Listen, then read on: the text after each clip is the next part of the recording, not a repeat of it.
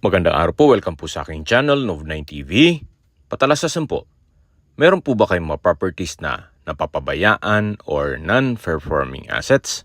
Plan nyo yung ibenta, pero wala kayong oras sa pagbibenta nito. Kung ito'y pagkakatiwala nyo po sa amin, tawag lang po kayo sa aking numero, usap po tayo, gawan ko po ng video for free. Yes, libre po, wala po kayong babayaran. Tutulungan pa namin kayong mabenta ang inyong property. Kami na po bala sa marketing, sa boosting, or paid ads. Even sa tripping, hindi na po kayo mapapagod sa pag-entertain ng mga buyers. Kami na po bala sa lahat. Tawag lang po kayo. Nandito po tayo ngayon sa isang exclusive subdivision dito sa Tagaytay, kung saan meron po tayong bagong video presentation, isang residential property na may lot area na 255 square meters. Patag na patag po ang lupa, regular cut, kaya usable po lahat. Wala pong masasayang. At ready na po for construction. Hindi nyo na po kailangang magpatambak. Ito po'y titulado, buhay po ang may-ari, kaya wala po kayong magiging problema sa documentation or sa transfer ng title. Napakatahimik po ng lugar, sariwa ang hangin, at malamig ang klima. Kaya maganda rin po ito para sa inyong retirement. Kung sakali man na gusto yung malamig na klima, dito po kayo sa Tagaytay. At tungkol naman sa seguridad, meron po itong 24 hours security. Ito pong subdivision ay kumpleto po ang amenities, gaya ng clubhouse, covered basketball court, tennis court, swimming pool, parks and playgrounds, at function hall. Mamaya po, iikutan natin yon. Okay, sa distance, location at travel time portion na po tayo. Ito pong subdivision ay along Tagaytay-Nasugbu Highway, kaya ito po ay accessible ng public transportation.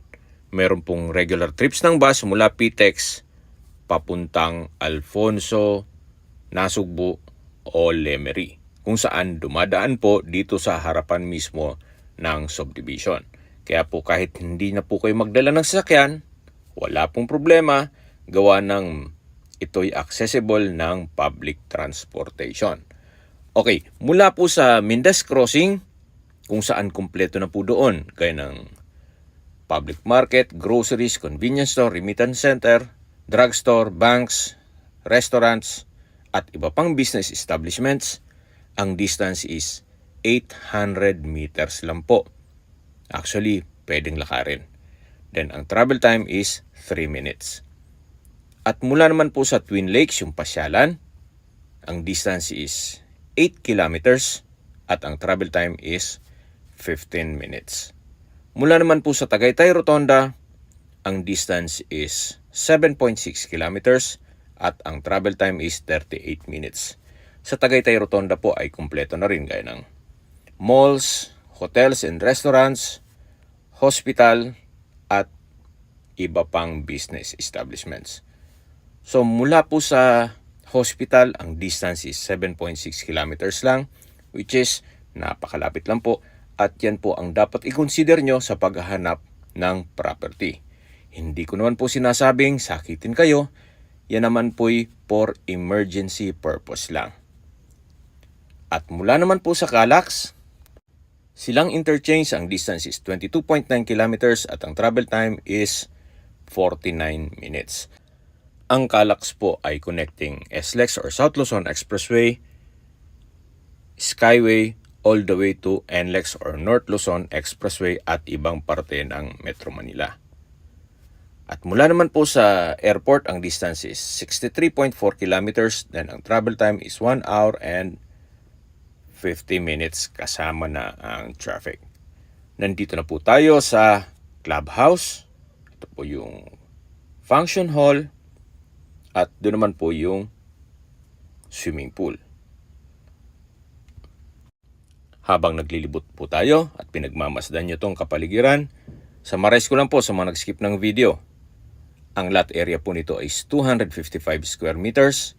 Ito po'y titulado, buhay po ang may-ari. At nasa loob po ito ng isang exclusive subdivision. Okay, sa presyo na po tayo. Binibenta po ito ni owner sa halagang 4.3 million pesos. Kung may mga katanungan po kayo or gusto magpaset ng tripping dito sa property to, tawag lang po kayo sa aking numero. At sa mga kababayan naman natin nasa ibang bansa, meron po akong Telegram, meron din pong Imo, Skype, Viber at WhatsApp. Same number lang po, 0917-316-3399. Sa mga nagtatanong naman po ng aming Facebook, meron po kaming Facebook page na Nov9TV at Facebook Reels Video. Makisuyo po, paki-like and follow na rin. Sana po naibigyan yung aking video presentation. Paki-like and subscribe na lang po sa aking channel para ma-update din po kayo sa aking future listings. Kung sakali po hanap nyo yung mas malaking sukat ng lupa, meron din po kaming ibang listings na pwede nyong pagpilian. Huwag po kayong mag-atubiling tumawag sa amin, then let us know your budget para malaman namin kung anong property pwede naming ilok sa inyo. Sa lahat pong viewers, subscriber at nagtiwala sa amin, salamat po sa suporta. Ingat po kayo lagi at inyong pamilya. Maraming salamat po.